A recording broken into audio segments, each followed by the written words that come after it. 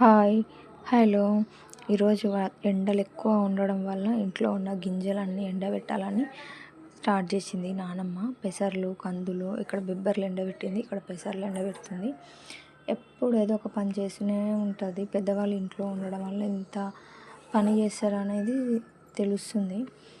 ఇక్కడ బెబ్బర్లు చెరిగి ఇక్కడ Thums Up bottles ఉంటాయి కదా, థమ్స్అప్ బాటిళ్ళలో పోసి పెడుతుంది. అలాంటి బాటిళ్ళలో పోసి ఏమవుతుందంటే పురుగు అనేది రాదు, ఎక్కువ రోజులు నిల్వ ఉంటాయి. మనకి ఎప్పటికప్పుడు చూడలేం కాబట్టి ఇలాంటి డబ్బాలు, బాక్స్లలో, బాటిళ్ళలో పోయడం వల్ల నీట్గా ఉంటాయి. అలాగే కాకుండా బాటిల్సే కాకుండా మనం కిరాణా షాప్లో దొరికేవి డబ్బాలు ఉంటాయి కదా, అలాంటి డబ్బాలు కూడా తీసుకొచ్చి అలాంటి డబ్బాలలో పోసి పెడతాము. మేము ప్రతిదీ అలాంటి దాంట్లోనే పోస్తాము. ఇక్కడ చూడండి, ప్రతి ఒక్కటి అందులో 4 kgs, 2 kgs, 3 kgs అలాంటి డబ్బాలు ఉంటాయి.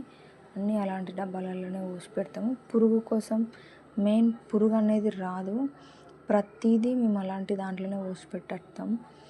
మావాడు ఒక్కొక్కటి తీసుకొచ్చి ఇక్కడ పెడుతుండు. అంటే మెయిన్ ఇలాంటి దాంట్లో పోసి పెట్టడం వల్ల తెలుస్తుంది ఏంటివి ఎక్కడ ఉన్నాయి, ఎంత ఉన్నాయి, ఏమైపోతున్నాయి, పురుగు ఉన్నాయా లేదా, నీట్గా ఉన్నాయా లేదా. అందుకని ఇలాంటి డబ్బాలలో పోసి పెట్టడం వల్ల పురుగు రాదు. వర్షాల కారణం వల్ల కొన్ని మాత్రం ఎండబెట్టినాం. ఇంకా గోధుమలు, సద్దలు, జొన్నలు ఉన్నాయి. అవి మళ్ళీ ఒక రోజు బాగా ఎండ వచ్చిన రోజు ఎండబెట్టాలి.